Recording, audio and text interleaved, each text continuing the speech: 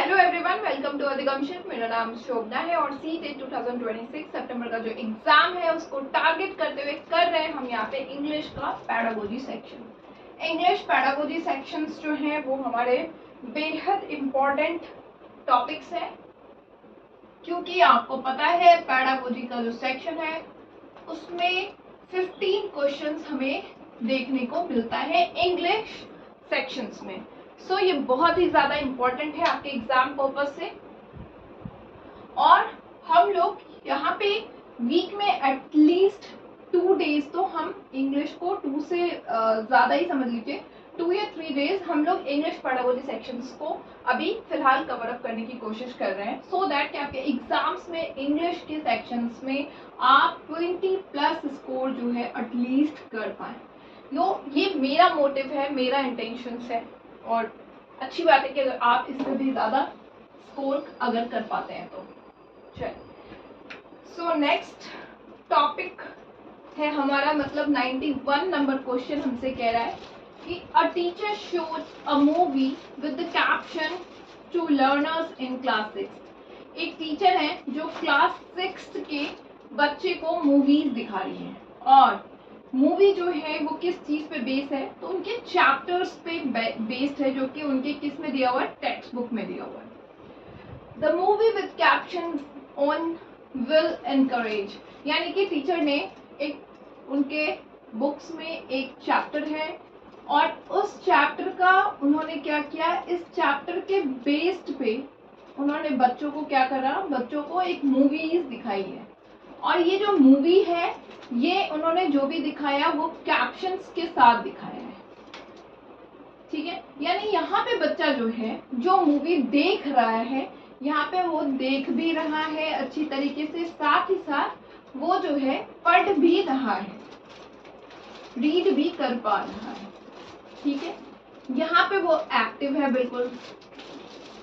अब टीचर जो कि इस तरह की हरकतें कर रही हैं वो क्या करने की कोशिश कर रही हैं बच्चों के अंदर, क्या वो लिसनिंग स्ट्रैटेजीज को जो है वो इम्प्रूव करने की कोशिश कर रही हैं थ्रू वर्बल क्लूज, मतलब वर्बल क्लूज के थ्रू और जो है वो करने की कोशिश कर रही है लिसनिंग स्ट्रैटेजीज को, and to appreciate the action of actors and to write a review. क्या उनका ये इंटेंशन है कि वो मूवीज के एक्शंस जो हैं एक्टर्स के उसको अप्रिशिएट करने की कोशिश करिए, रिव्यू करने की कोशिश करिए? बिल्कुल भी नहीं, क्योंकि जब आप किसी चैप्टर के बेस पे बच्चों को मूवीज दिखा रहे हैं विद कैप्शंस तो डेफिनेटली आप उसके लैंग्वेज स्किल्स को इनहेंस करने की कोशिश कर रहे होंगे,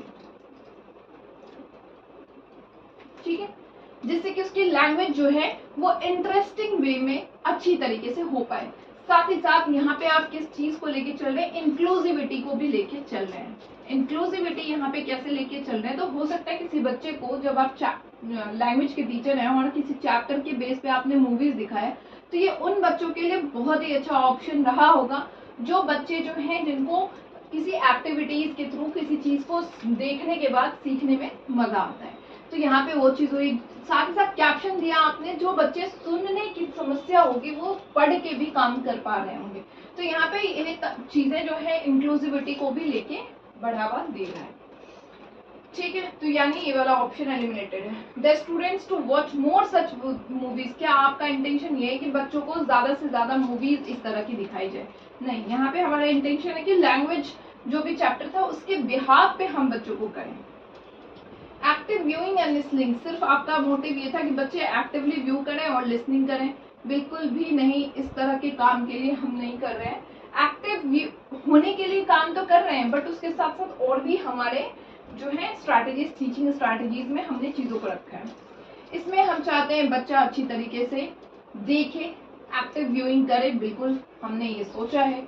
लिसनिंग स्ट्रैटेजीज उसकी इम्प्रूव हो, मतलब सुनने में जो है उसकी स्ट्रैटेजीज इम्प्रूव हो, और motivating the students to use authentic language material. साथ ही साथ आप जब अपने टीचिंग प्रोसेस के पार्ट में जो आप पढ़ा रहे थे, ये आपका था टीचिंग प्रोसेस, ठीक है, आपका टीचिंग था क्योंकि आपके कंटेंट थे, ये चैप्टर का एक पार्ट था।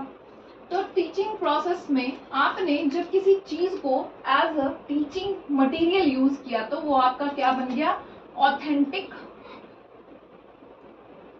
मटेरियल। यानी ऑथेंटिक मटेरियल ये होता है जब आप किसी चीज को बच्चों को पढ़ाते हैं और वहां पे आप उस जो है रेफरेंसेस के तौर पे आप चीजों को लेके आते हैं टीचिंग लर्निंग प्रोसेस के दौरान, तो वो आपका बन जाता है ऑथेंटिक लैंग्वेज मटेरियल। यहाँ पे टीचर ने यही काम किया है, उन्होंने एक चैप्टर के लिए एक मूवीज को दिखाया बच्चों को और मूवीज में कैप्शंस के थ्रू दिखाया, तो ये बन गया उनका ऑथेंटिक लैंग्वेज मटेरियल। ठीक है, सो सबसे बढ़िया फर्स्ट नंबर ऑप्शन यहाँ पे हमारा हो रहा है। ओके,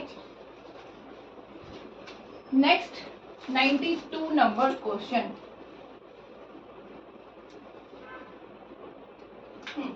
92 नंबर क्वेश्चन हमसे कह रहा है read the following statements and choose the correct option. इनमें से असर्शन और रीजन के बेस पे क्वेश्चन है और यहाँ पे बात हो रही है कि आप असर्शन पढ़िए और रीजन को पढ़िए और सबसे करेक्ट ऑप्शन को चूज करिए। A child in his early childhood stage, एक बच्चा अपने अर्ली चाइल्डहुड स्टेज में, जब बच्चा जो है यहाँ पे ट्राई टू स्पीक, सीख ही रहा है, बोलना सीख रहा है, वहां पे वो ज्यादा से ज्यादा वर्ब्स का यूज करता है instead of nouns and ignores the grammar rules. ये बात आपने देखा होगा कि जब एक छोटा बच्चा सीखता है तो वो सबसे पहले मम्मा, पापा, डाडा जो भी है, या फिर कोई ऑब्जेक्ट की तरफ, छोटे में पानी है तो पानी की तरफ इशारा करेगा, मम, इस तरह की चीजें वो बोलना सीखता है। तो ये जो है ये वर्ब्स का इस्तेमाल वो करता है और चूंकि वो बच्चा यहाँ पे सीख रहा है, उसके पास वोकैब्स की अभी अभाव है, उसके पास वोकैबुलरीज नहीं है प्रॉपर, तो वो यहाँ पे क्या करेगा, वो यहाँ पे ग्रामर्स रूल को इग्नोर करके चलता है। ये बात बिल्कुल ही सही है। ठीक है, यहाँ ये चीजें सही है कि यहाँ पे जो है वो कैप्स को इग्नोर करके चलता है, बट यहाँ पे बच्चा जो है ज्यादा यूजेस किस चीज का कर रहा है, नाउन का यूज कर रहा है और वर्ब्स के यूजेस वो कम कर रहा है। इसलिए ये चीज आपकी यहाँ पे पूरी तरीके से कंप्लीटली सही नहीं बनती है। ठीक है, और वो ऐसा क्यों कर रहा है, क्योंकि उसके पास जो है वोकैबुलरीज जो होती है वो कम होती है। तो ये बात सही है, बट असर्शन हमारा जो है रॉन्ग है और रीजन जो है वो सही है। थर्ड नंबर ऑप्शंस के साथ हम यहाँ पे जाएंगे। ठीक है, 92 नंबर क्वेश्चंस हो गया। 93 नंबर क्वेश्चंस, 93 नंबर क्वेश्चंस की तरफ हम मूव करते हैं और 93 नंबर क्वेश्चंस हमसे कह रहा है कि a child shares her language classroom experiences with her mother. एक बच्ची है, वो अपने लैंग्वेज क्लासरूम के जो उसके क्लास में जो भी चीजें हुई है वो अपने मम्मा से, मदर से यहाँ पे शेयर कर रही है और कहती है कि sometimes we cover our eyes, हम कई बार अपनी आंखों को बंद कर लेते हैं, and the teacher asked us to speak an object out of the bag. Speak an object मतलब हमारी जो टीचर है वो कहती है कि हमारे जो बैग्स हैं उनमें से कोई अपनी आंखें बंद कर लो और आंखें बंद करके अपने बैग में से कोई भी एक ऑब्जेक्ट उठा लो। ठीक है, then we have to try to describe it। और फिर वो कहती है कि इसके जो तुमने उठाया है, जो भी ऑब्जेक्ट तुमने उठाया है उसको यहाँ पे क्या करो, डिस्क्राइब करो। ठीक है, उसके बारे में बताओ। And it is really good way to learn, यानी उसके हिसाब से कि उसे बड़ा मजा आ रहा है और वो बड़े अच्छे तरीके से इसको लर्न कर पा रही है। तो this type of comment shows the child's preference of learning. अब आपको इन ऑप्शंस में से चूज करना है कि इस चाइल्ड को, इस बच्चे को कौन सा लर्निंग का प्रेफरेंस है। तो देखिए, लर्निंग का जो प्रेफरेंस है वो आपको पता है। सबसे बढ़िया यहाँ पे क्या देख रहे हो आप कि बच्चा जो है एक्टिविटीज कर रहा है या एक्टिविटीज कर रही है और वो एक्टिविटीज के थ्रू चीजों को सीख रही है और उसको मजा आ रहा है। यानी I remember language when I see it, जब मैं किसी चीज को देखती हूँ यहाँ पे तो उसकी आंखें बंद थी तो उसने देखा ही नहीं, है ना, तो ये ऑप्शन एलिमिनेटेड है। I remember language well I copied, उसने कॉपी नहीं किया था यहाँ पे किसी चीज का। I remember language well when I hear it, क्या उसने सुन के इस चीज का किया था? बिल्कुल भी नहीं। I remember language well when I move, जब वो मूव की, उसने बैग से कुछ पिकअप किया था तो मूव किया था और एक्टिविटीज यहाँ पे उसकी हुई थी और वो एक्टिविटीज के थ्रू उसको बढ़िया तरीके से चीजें समझ आ रही है और मजा आ रहा है उसको लर्निंग प्रोसेस में। ठीक है, तो फर्स्ट नंबर ऑप्शन इसका राइट ऑप्शन बनता है। ठीक है, 94 नंबर क्वेश्चन हमसे कह रहा है read the following, read the example of what a learner does and choose the strategy that matches the example. ठीक है, अब देखते हैं क्या है। If I don't know what something means, यानी कोई चीज मैं पढ़ रही हूँ और उसमें से किसी चीज की मीनिंग मुझे नहीं पता है तो मैं क्या करती हूँ, आई लुक इट अप, मैं कहीं पे जा करके इसको देख लेती हूँ। ठीक है, अब यहाँ पे वो किस किस चीज का यूज कर सकती है, तो यहाँ पे वो टेक्स्ट बुक्स का यूज कर सकती है, क्योंकि लैंग्वेज की क्लास हो रही है यहाँ पे, तो टेक्स्ट बुक में जो आपके होंगे उसमें से वो क्लूज ढूंढेगी या फिर डिक्शनरी में जाके ढूंढेगी या फिर वो गूगल करेगी या फिर वो चैट जीपीटी का इस्तेमाल करेगी जो कि आज के डेट में सब करते हैं, या फिर वो गूगल एआई से जाके पूछेगी वगैरह वगैरह, या फिर किसी और चीज़ से। तो ये सारी चीज़ें जब आप टीचिंग लर्निंग प्रोसेस में यूज़ करते हैं, एक तो ये ऑथेंटिक मटेरियल कहलाता है और ये रेफरेंस मटेरियल हमारा होता है। जब आप इन सब चीजों का यूज कर रहे हैं अपनी लर्निंग को किस चीज के लिए, मीनिंगफुल बनाने के लिए। ठीक है, मीनिंगफुल बना रहे हैं आप। जब आपको कुछ समझ नहीं आ रहा है तो आप रेफरेंस मटेरियल का इस्तेमाल करके अपनी लर्निंग को क्या कर रहे हैं, मीनिंगफुल बना रहे हैं और अपनी लर्निंग को मतलब चीजों को समझ रहे हैं। ठीक है, तो यानी कि इसका ऑप्शन हमारा कंसल्टिंग रेफरेंस मटेरियल है। फोकसिंग ऑन कोलोकेशंस नहीं है, यहाँ पे आप किसी चीज पे फोकस नहीं कर रहे हैं, आप यहाँ पे जो है रेफरेंस मटेरियल का यूज कर रहे हैं। कंफ्यूज्ड स्टेट ऑफ माइंड में बिल्कुल नहीं है, क्योंकि आपको पता नहीं है तो आप सीधा जा रहे हैं कि मुझे क्या करना है, मुझे ढूंढना है इसका ऑप्शन। अपॉर्चुनिटीज फॉर प्रैक्टिस आप नहीं कर रहे हैं, क्योंकि यहाँ पे आप सिर्फ और सिर्फ उस चीज को मीनिंग बनाने के लिए आप उसको ढूंढने की कोशिश कर रहे हैं। ठीक है, सो 95 नंबर क्वेश्चन हमसे कह रहा है अब कि डायग्नोस्टिक टेस्ट। डायग्नोस्टिक टेस्ट क्या होता है? डायग्नोस्टिक टेस्ट होता है, पर्पस क्या होता है उस टेस्ट का, कि जो टेस्ट आपने लिया है उससे आपके लर्नर्स जितने भी हैं उनके बारे में आपको समझ आएगा किस चीज का, उसके स्ट्रेंथ यानी कि पॉजिटिव पॉइंट्स के बारे में, साथ ही साथ उनके वीकनेस के बारे में यानी नेगेटिव पॉइंट के बारे में भी आप समझोगे। और जब आप समझोगे तो यहाँ पे यानी कि आपने डायग्नोज कर लिया लर्नर्स की जरूरतों को। जैसे डॉक्टर हमारी बीमारियों का पता लगाते हैं और फिर हमें जो है उसके लिए मेडिसिन देते हैं, वैसे ही आप उनके वीकनेस को समझ के उनको रेमेडीज यानी सुधार जहां जहां जरूरत है वहां वहां आप उसे प्रोवाइड करते हो। तो ये आपका होता है डायग्नोस्टिक टेस्ट। ठीक है, चलिए ये बात हमें समझ आ गई। और ये टीचिंग लर्निंग प्रोसेस में आपका जो है ये थ्रू आउट द सेशन चलता रहता है, पूरे सेशन में। ठीक है, और काफी बढ़िया है जिससे कि आपकी टीचिंग लर्निंग प्रोसेस में लर्नर्स की जरूरतें समझ आ रही है, साथ ही साथ आपको जो है टीचर्स को भी समझ आ रहा है बच्चों के हर एक चीजों के बारे में, पॉजिटिव नेगेटिव सारी चीजें, और फिर उस हिसाब से वर्कआउट करने का मौका मिल रहा है। ठीक है, अब डायग्नोस्टिक टेस्ट जो है वो किस लिए किया जाता है? Learners ability to summarise the main points in the text. क्या आप लर्नर की एबिलिटी को समराइज करना चाहते हैं? बिल्कुल भी नहीं। हम लर्नर्स की एबिलिटीज, उनकी वीकनेस को सबको समझते हैं और जहां जरूरत पड़ती है, जिस मोड़ पे जरूरत पड़ती है, हम उनको हेल्प करने की कोशिश करते हैं। तो ये वाला ऑप्शन एलिमिनेटेड है। Learners ability to recognise their own language mistakes. यहाँ पे ओन लैंग्वेज मिस्टेक्स की बात हम नहीं कर रहे हैं, हम यहाँ पे टीचर बीइंग अ टीचर और टीचिंग लर्निंग प्रोसेस में ये काम चल रहा है और टीचर समझने की कोशिश कर रहे हैं लर्नर्स के पॉजिटिव और नेगेटिव पॉइंट को, और जहाँ जरूरत पड़ रही है वहां पे उनको रेमेडीज जो है वो दे रहे हैं। कौन दे रहे हैं? तो आपके टीचर आपको दे रहे हैं। ठीक है, तो ये चीजें भी यहाँ पे एलिमिनेटेड हो जाता है।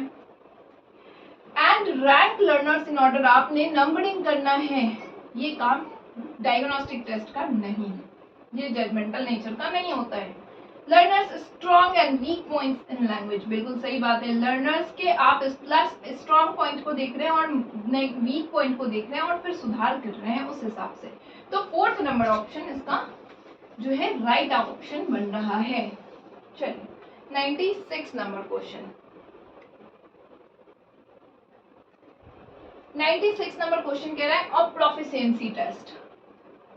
प्रोफिशिएंसी टेस्ट जिसको कि हम इंग्लिश में निपुणता परीक्षण कहते हैं।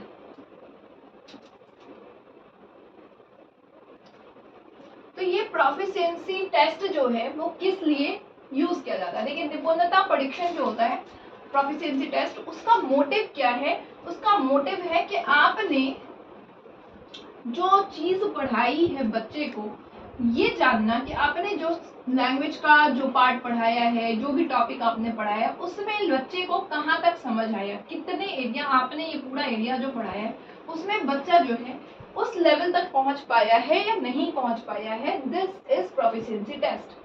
लेट्स सपोज आपने बच्चे को लैंग्वेज के इंग्लिश लैंग्वेज के क्लास में नाउन पढ़ाया, ठीक है, पूरा नाउन आपने पढ़ा दिया है। आप एक टेस्ट ले रहे हैं, जो भी आपने नाउन का पढ़ाया है उसका पूरा एक टेस्ट ले लिया आपने।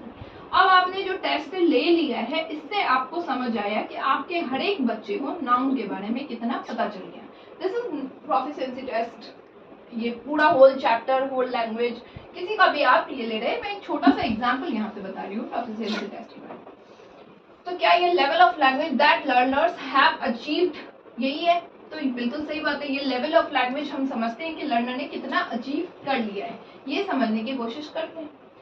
नेक्स्ट देखते हैं the language that students have been taught. Language students ने क्या पढ़ रखा है उसके बारे में हम बात नहीं कर रहे हैं। हम ये देखने की कोशिश कर रहे हैं कि हमने जो लैंग्वेज पढ़ाने की कोशिश करी है उसमें बच्चे ने कितना सीख लिया है, उसने कितना उसमें मास्टरी जो है हासिल कर ली है।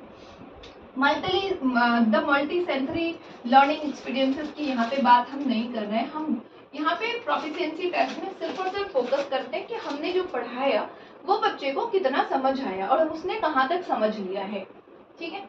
डेली कन्वर्सेशन की हम बात नहीं करते। सो कुल मिलाकर के first number option will be the right option for this question. 97 question हमसे कह रहा है a teacher divided learners into groups. एक टीचर ने अपने क्लासरूम में जो बच्चे हैं उनको ग्रुप्स में डिवाइड कर दिया है, ठीक है। And then ask them to do a quiz about elephants. अब उन्होंने कहा कि भाई तुम लोग एक क्विज सेशन रखो। किस टॉपिक तुम्हारा क्या होना चाहिए? एलिफेंट के बारे में आपको एक क्विज सेशन रखना है, ठीक है। अब जब उन्होंने ऐसा किया तो before reading a story about them the objective of the teacher, मतलब टीचर को कुल मिलाकर के इस टॉपिक के बारे में पढ़ाना है, ठीक है। और टीचर को इस टॉपिक के बारे में पढ़ाना है, उन्होंने इसलिए अपने टॉपिक को पढ़ाने से पहले एक ग्रुप में डिवाइड कर दिया है टीचर ने इस चीज को। और टीचर ने सबको बोला कि आप लोग एक क्विज करो एलिफेंट्स के बारे में, आपको क्या क्या पता है। अब जब टीचर इस तरह की एक्टिविटी कर रहे हैं तो बच्चा जो है यहाँ पे एक्टिवली इन्वॉल्व हुआ है ना। साथ ही साथ उसकी जो इंटरेस्ट है उस टॉपिक पे वो बढ़ रही है, चीजें उसको बेहतर तरीके से समझ आ रही है। तो ये चीजें सबसे बढ़िया तरीका है। जब आप कोई सेशन पढ़ाते हैं तो उसमें आप एक क्वेश्चन अरेंज कर देते हैं या करवा देते हैं ग्रुप में, तो इससे क्विज सेशंस, क्वेश्चंस, एमसीक्यूज, इस तरह से तो एक टॉपिक के प्रति इंटरेस्ट जो है, रुचि, वो बच्चों में जनरेट हो जाता है। तो यानी कि generate interest in a topic. Feedback देने का यहाँ पे काम नहीं कर रहे क्योंकि उन्होंने क्लास के before starting the session chapter they generated a quiz session, ठीक है। राइट टेक्स्ट रिव्यू की बात उन्होंने करी नहीं है और मेमोराइजेशन पे वो गए नहीं है। तो कुल मिलाकर के फर्स्ट नंबर ऑप्शन जो है वही इसका राइट ऑप्शन बन रहा है। 98 नंबर क्वेश्चन। 98 नंबर क्वेश्चन कह रहा है कि in a language classroom a student is disturbing the class, एक लैंग्वेज क्लासरूम में एक बच्चा है जो क्लास को क्या कर रहा है, वो क्लास को डिस्टर्ब कर रहा है, डिस्टर्बेंस क्रिएट कर रहा है। To handle this disruptive students the teacher should, यानी कि इस बच्चे को, इस डिसरप्टिव बच्चा जो है उसको हैंडल करने के लिए टीचर को क्या स्ट्रैटेजी देनी चाहिए। सबसे पहले तो आप ये जानने की कोशिश करेंगे कि इस बच्चे के साथ क्या प्रॉब्लम है, आखिर वाई सबसे इम्पोर्टेंट है, क्यों ये क्लास को डिस्टर्ब कर रहा है, क्यों ये क्लास को परेशान कर रहा है। तो जब आप इस चीज को जानेंगे कि इसका रीजन क्या है तो आपको समझ आएगा, और जब आपको इसका रीजन समझ आएगा तो फिर आप इसके प्रॉब्लम्स को सॉल्व करने की कोशिश करेंगे। ठीक है, या तो इसको मजा नहीं आ रहा है तो इंटरेस्ट पैदा करेंगे, या फिर ये हाइपर एक्टिव है तो आप उसको जो है रिस्पॉन्सिबिलिटी किसी तरह की प्रोवाइड करेंगे। तो आप उसको इस तरह से पहले तो सबसे पहले रीजन ही जानने की कोशिश करेंगे, क्या प्रॉब्लम है आखिर जिस वजह से ये बच्चा क्लास को परेशान कर रहा है। ठीक है, तो चलिए ऑप्शंस देखें। First, talk to the children, बिल्कुल आपको बच्चे से बात करनी पड़ेगी और फिर उसको उस हिसाब से रेमेडीज यानी कि सुधार देने की जरूरत, उसको हेल्प करने की जरूरत पड़ेगी। बिल्कुल सही बात है, यही काम हम करेंगे। एड्रेस द डेलिगेंट स्टूडेंट्स, यानी कि जो बच्चे अच्छे हैं सिर्फ उनको हम फोकस कर रहे हैं और उसको इग्नोर कर देंगे इस जो क्लास को डिस्टर्ब कर रहा है इस बच्चे को, तो ये सही स्ट्रैटेजीज नहीं है, क्योंकि आपको इंक्लूसिविटी लेके आना है, हर एक बच्चे के नीड पे काम करना है। Depend on the parents to offer remedies, बच्चा आपके क्लासरूम में परेशानी क्रिएट कर रहा है तो आपको वहीं उसको सॉल्व करनी है। Report the behaviour of students to the school authority, school authority के पास जाने का लास्ट ऑप्शन होता है, जब बच्चा बहुत ही आउट ऑफ कंट्रोल बिहेवियर कर रहा है तब आप जाएंगे। सो फर्स्ट नंबर ऑप्शन इसका राइट ऑप्शन बन रहा है।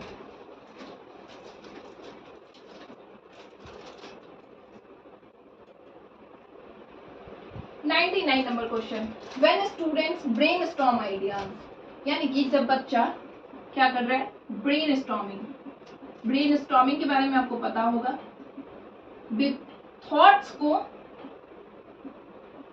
मतलब कुछ चीजों को सोच रहा है, विचार कर रहा है किसी चीज पे, थॉट्स पे, और फिर उसको क्या कर रहा है, ऑर्गेनाइज कर रहा है,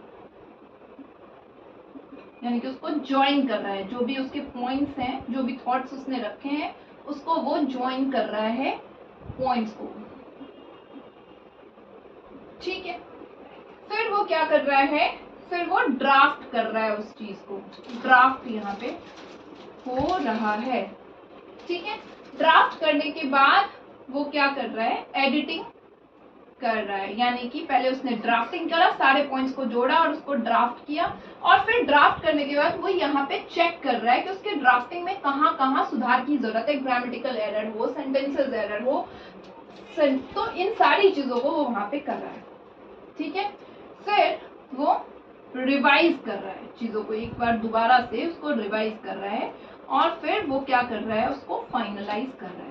तो आपने ये सारे जितने स्टेप्स थे वो किस चीज में देखा है, बहुत ही जाहिर सी बात है आपने इन सबको राइटिंग स्किल्स में देखा है। जब आप कोई चीज को राइट करते हो, किसी राइटिंग स्किल्स में इन्वॉल्व होते हो, जब किसी चीज पे ऐसे लिखते हो या फिर डिस्क्रिप्टिव टाइप कोई चीज लिखते हो, तो आप सबसे पहले ब्रेनस्टॉर्मिंग करते हो, फिर उसको ऑर्गेनाइज करते हो, ड्राफ्टिंग करते हो, एडिटिंग करते हो, रिवीजन करते हो, फाइनलाइजेशन करते हो। ठीक है, तो third number option writing skills इसके सबसे जो है आपके बढ़िया ऑप्शन, एक ही मात्र ऑप्शन है। 100 नंबर क्वेश्चन, 100 नंबर क्वेश्चन हमसे कह रहा है, read the following statements and choose the correct option. इनमें से जो है स्टेटमेंट असर्शन और रीजन के बेस पे है, उनको पढ़िए और उसके ऑप्शंस जो है आपको वो ढूंढे। चलिए, असर्शन कह रहा है, reading and writing skills, reading and writing skills help them in critical thinking at the primary level. Primary level में जब बच्चा रीड करता है और जब बच्चा राइट करता है तो उससे उसकी क्रिटिकल थिंकिंग जो होती है वो इनहेंस होती है। बिल्कुल सही बात है, क्योंकि जब आप किसी चीज को लिखेंगे और किसी चीज को पढ़ेंगे तो वहां पे आप उसके सारे पॉइंट्स, सारे जो पैरामीटर्स है उसको आप देखते हैं। आप जैसे मेरा फेवरेट टॉपिक वाटर सेविंग है, तो वाटर सेविंग पे जब बच्चे को लिखने के लिए देंगे तो वो उसके ये भी देखेगा कि किस वजह से वाटर को सेव करने की जरूरत है, क्या रीजन है हमारे इंडिया में और क्या तरीका है। तो ये एक क्रिटिकल थिंकिंग है जिसमें रीडिंग और राइटिंग प्रोसेस दोनों इन्वॉल्व हुआ है। बिल्कुल सही बात है। और रीजन इसका कह रहा है कि क्रिटिकल थिंकिंग जो है वो सब स्किल्स है आपका रीडिंग और राइटिंग का। बिल्कुल ही सही बात है। जब आप क्रिटिकल थिंकिंग करते हैं तो आप क्या करते हैं, आप उसमें रीडिंग और राइटिंग दोनों प्रोसेस को इन्वॉल्व करते हैं, इसलिए वो आपका सब स्किल्स है। सही बात है, ए और आर दोनों सही है और R is the correct explanation of A. Second number option आपका सही जा रहा है। 101 language skills are best learn, मतलब आपको लैंग्वेज स्किल जो है वो सबसे बढ़िया तरीके से कब आप पढ़ पाते हैं। तो देखते हैं, with the help of challenging and mechanical language drills, क्या आप जो है वो उसको चैलेंजिंग ड्रिल्स के तौर पे जब आप यूज करते हैं या मैकेनिकल ड्रिल्स बार बार प्रैक्टिस करते हैं, अभ्यास करते हैं, उसको चैलेंजेस के तौर पे लेते हैं, तब बढ़िया पढ़ते हैं। तो ये जो है ड्रिलिंग वगैरह जो है वो बहुत बढ़िया तरीका नहीं है। लैंग्वेज आप सीख तो लेंगे लेकिन उतना बेहतर मास्टरी अगर आपको लैंग्वेज में लेना है तो वो आपको ड्रिलिंग से तो नहीं है। If the teacher focuses on one skills at a time, अब अगर उन्होंने एक ही स्किल्स यानी रीडिंग स्किल्स को ही फोकस कर दिया एक टाइम पे और बाद में जब रीडिंग स्किल्स हो गई तब राइटिंग स्किल्स पे जाएंगे, जब राइटिंग हो गई तब स्पीकिंग स्किल्स पे जाएंगे, तो इस तरह से ये बहुत बढ़िया तरीका नहीं होगा। If they are dealt with an integrated manner, यानी जब आप LSRW के बारे में आपको बहुत बढ़िया से पता है, ये होता है आपका लिसनिंग, स्पीकिंग, रीडिंग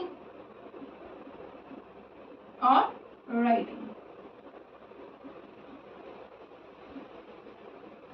तो जब आप इन चारों फॉर्म्स को इंटीग्रेटेड वे में यूज करेंगे, मतलब साथ ही साथ लेके चलेंगे, बच्चा लिख भी रहा है, सुन भी रहा है, स्पीक भी कर रहा है, रीड भी कर रहा है, राइट भी कर रहा है, तो वो सबसे बढ़िया तरीका है लैंग्वेज को सीखने का। अब आप कोई लैंग्वेज लेट सपोज सीख रहे हैं, तो जब आप उसको सीख रहे हैं उसके साथ साथ आप किसी के साथ कम्युनिकेट कर रहे हैं, आप उस कम्युनिकेशन के थ्रू जो चीजें आपने सीखा है उसको एक तरह से अपने लैंग्वेज में लिखने की कोशिश कर रहे हैं, उसको जो है राइट करा, आपने रीड करा, आपने किसी से बोला और उसको सुना, किसी के थॉट्स को, किसी से बात किया, दूसरों की चीजों को सुना, तो आपको सुनने से भी बहुत सारी चीजें समझ आएंगी। तो इंटीग्रेटेड वे जो होता है वो सबसे बढ़िया तरीका होता है। तो third number option right option आपका बनता है इसका। 101 is done.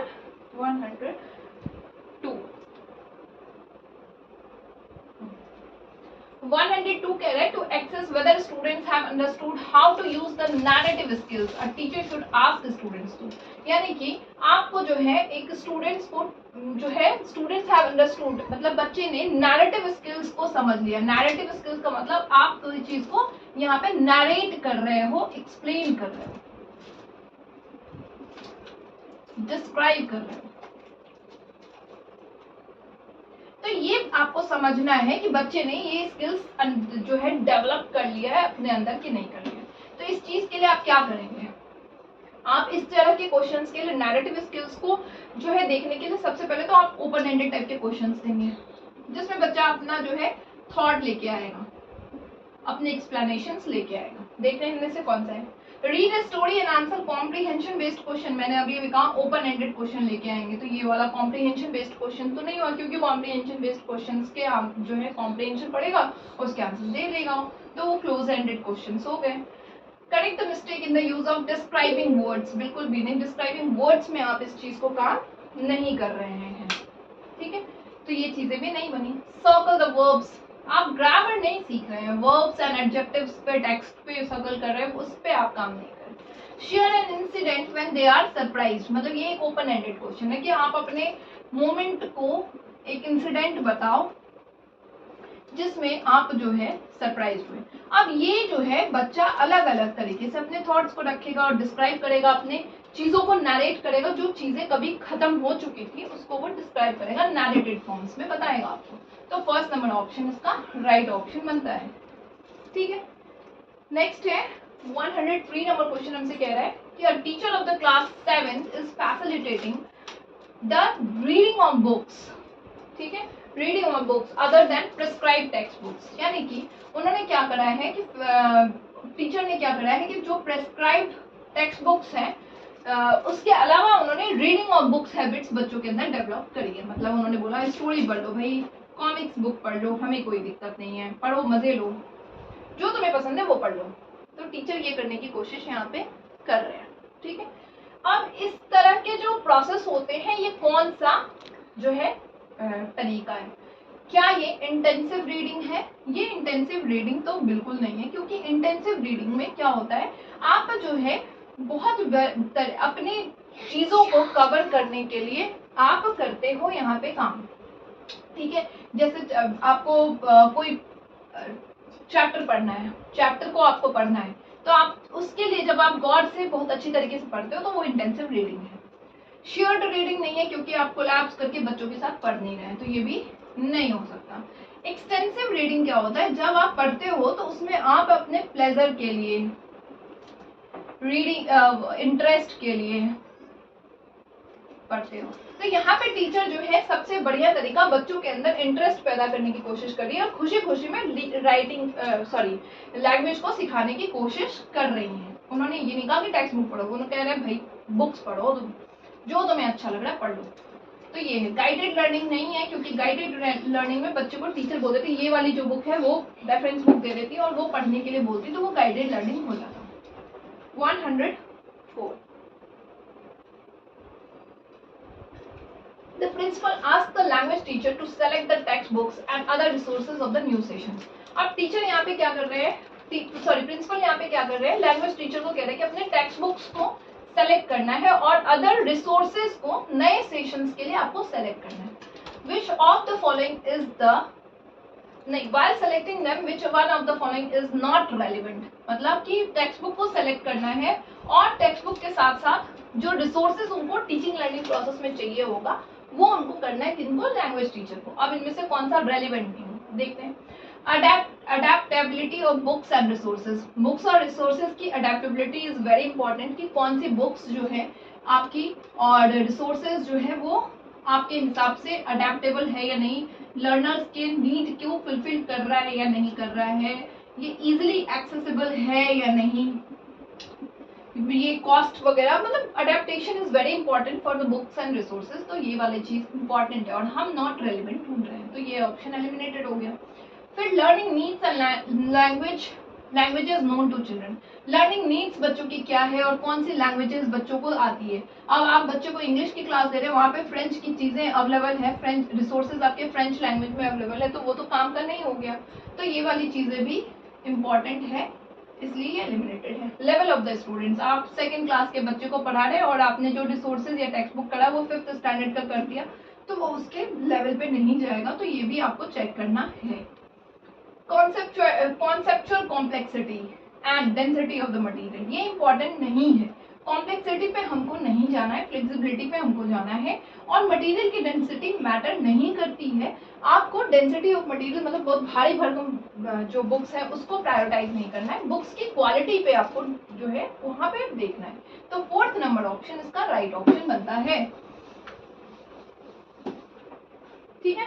5th number question 105 number question हमसे कह रहा है, आई थिंक ये लास्ट है क्योंकि इसके बाद आपके पैराग्राफ्स स्टार्ट हो जाएंगे, ठीक है। तो 105 नंबर क्वेश्चन, लास्ट क्वेश्चन हमसे कह रहा है, teacher develop the criteria to monitor the use of languages material by learners. एक टीचर जो है वो डेवलप करना चाहती है क्या चीज का, use of language materials by learners. Which criteria are most important and helpful in monitoring the use of material, मतलब मटेरियल क्राइटेरिया जो है उनका क्या है कि टीचर जो है वो लैंग्वेज मटेरियल्स का यूज करना चाहती है लर्नर्स के द्वारा, ठीक है। अब इनमें से वो क्या जो है क्या क्राइटेरिया वो यूज करेंगे सबसे ज्यादा। तो अब सबसे पहले जब आप लैंग्वेज मटेरियल यूज करते हैं तो सबसे पहले आप क्या करेंगे, उसको ऑब्जर्वेशन इज वेरी इंपॉर्टेंट। जब आप ऑब्जर्व करेंगे कि क्या चीजें रेलिवेंट है, क्या इररेलिवेंट है, क्या नीडफुल है, तो ये बहुत इंपॉर्टेंट है।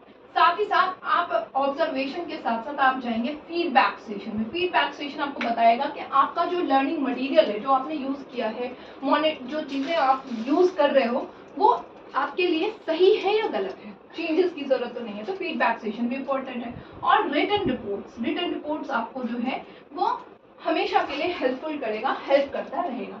सो थर्ड नंबर ऑप्शन इसका राइट ऑप्शन बनेगा। ठीक है, तो third number option right option है। सो 15 क्वेश्चंस हो गया है done. This is all for today. और अगर वीडियो अच्छी लग रही है तो चैनल को लाइक शेयर एंड सब्सक्राइब जरूर से करिएगा। मिलते हैं नेक्स्ट सेशन में नेक्स्ट वीडियोस के साथ में। तब तक के लिए bye bye and take care.